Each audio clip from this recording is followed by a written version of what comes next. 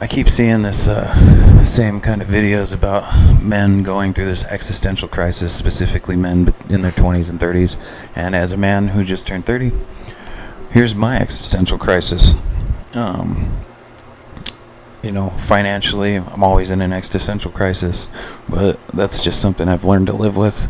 And I think everybody, especially if you live in California, financially you're in an existential crisis.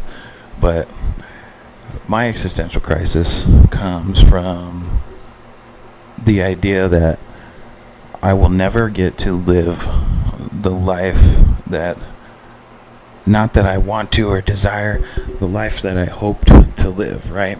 And what I mean by hoped to live, it's not the life that the life of your wildest dreams, That's not the life I'm talking about. The life I hope to live is just a very secure, financially secure, moderately fucking entertaining and loving life with the right woman that I feel comfortable enough having kids with, that wants to be with me as much as I want to be with her.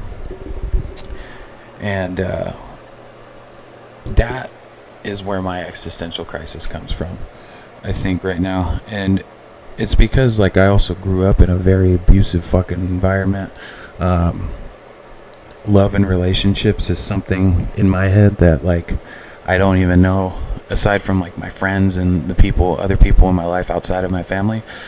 I still think it's a myth and a theory. It sounds nice, but I don't know how fucking real that is, because what I fucking saw growing up wasn't that shit at all.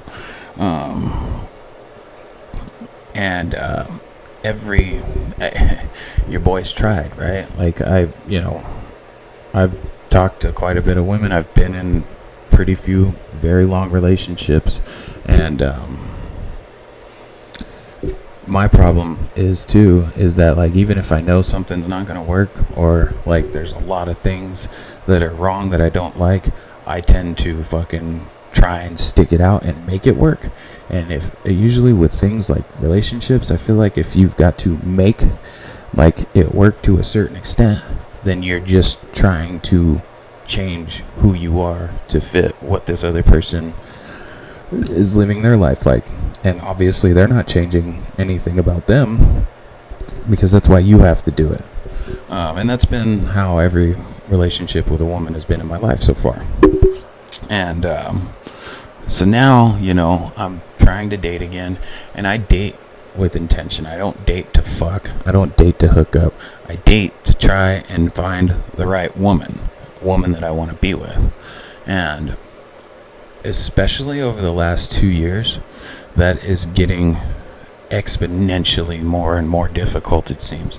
Because at least in the past, there would be some hope for at least a little while.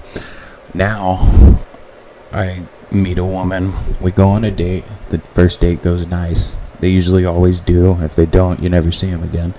And everything seems good on the outside.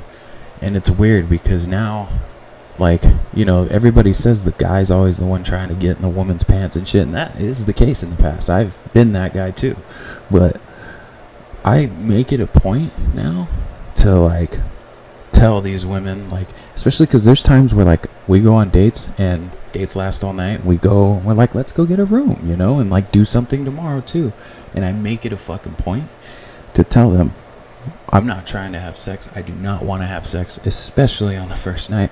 The last thing I want to do is have sex with you, because that's the kind of woman I don't want to be with. This is one woman who's willing to fucking sleep with somebody on the first day they fucking meet, or the first date, or even the second date. That's not what I want.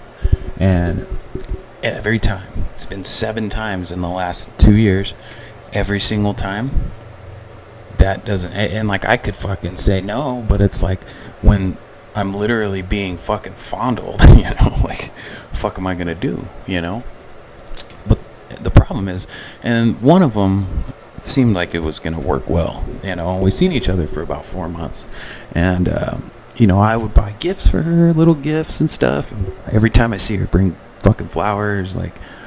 As a boyfriend, as a man in a relationship, I try to make it be known that you matter to me, and that I'm thinking about you, and that I want more with you. Not like, I'm not like pressing the issue, all that fucking shit, but I do my fucking part, right? And I do it really well, and I do it above and beyond. And so this one girl who I actually, started to really like, even though we had the whole sex thing and all that shit, she like makes a joke about wanting this like $800 purse while we're out. And I'm like, oh fuck, yeah, maybe one day, like fucking give it a little more time. Like, I don't even know how this is going for real. I guess I found out. And it went from joke to her being like, why don't you just buy it for me? Like, it's not that big of a deal. Like, you make good money, right? And I said, yeah, I'm just not comfortable spending $800 on a present just yet. Like, I think that we need more time. And she straight up was like, oh, you've already been in my pants. You've already fucked me. And fucking got all pissed off. And I was like, I wasn't the one who made the first move on that end. Like, and I was like, I'm sorry. I don't see it yet. Like, but, I'll remember that you want that purse. Like, and maybe, like, your birthday or Christmas or something, like, can make it work. Like, we're not at the point in a relationship where I'm just gonna fucking go and drop $800 on you. And I found out that was the right fucking choice, because she literally was like, immediately after, just about was like, I want to go home. And I said, okay. And I took her home, and within 10 minutes of leaving, I sent her a text message saying, I'm sorry, but I hope you had a nice time, and I can't wait to see you again. I was blocked. She fucking blocked me. Like, completely blocked. I never heard from her again. Probably still blocked to this day. And that shit stopped me from trying to find a woman for months. I didn't talk to women, wasn't trying, and I had to fucking, knock the dust off and start trying again, because what am I going to do, just give up forever? But there was a fucking large part of me that really considered it.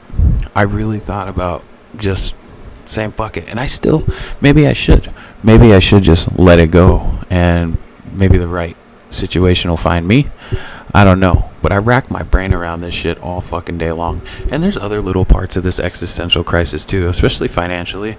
Like, how the fuck is anybody with any kind of, even a good income, like I make good money, like, so if I have a lot of overtime, I can make 6 figures, no problem. I can't fucking buy a home by myself. No way. It's impossible. Not here in Southern California. And actually now, the average income needed throughout the fucking country is like $170,000 or something like that to buy a fucking home and live like financially the right way.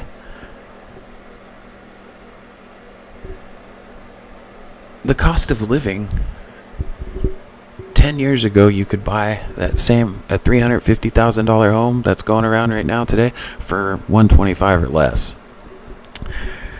The cost of living, if you just take that example alone, has gone up by more than 100%. How much have wages gone up? Not that fucking much. And so, yeah, the existential crisis is also financial, because I'm watching myself slowly and slowly and slowly be further and further and further priced out of life. And there's going to come a point where even careers aren't supporting people's fucking lives, modest lives. But yeah, I just wanted to share my little take on this existential crisis, is that, like, I don't think that I just see it becoming less and less and less possible to find the right partner to fucking live this life with. And I don't see it possible to financially fucking live this life anymore the way we're doing it. It's just not feasible anymore. But I'm not going to give up, and I'm going to keep trying. But it's hard to stay motivated, and it's hard to stay positive about these two real big main things that, like, I want my life to be one day, which is a happily fucking married or have my life partner and be able to have my own fucking home that I own one day. And I'll say this, I'm very grateful for the existential crisis being what it is right now for me than what it was just 5 years ago, because the existential crisis back then was legitimately staying fucking alive. So it's definitely better, but I just thought I would share my part of this existential crisis everybody keeps talking about. Sayonara. Don't forget to like, comment, and subscribe. Let me know what you think, how you can relate down below. Tell me to go fuck myself. Say something. I don't care. But thanks for watching. Y'all have a good night.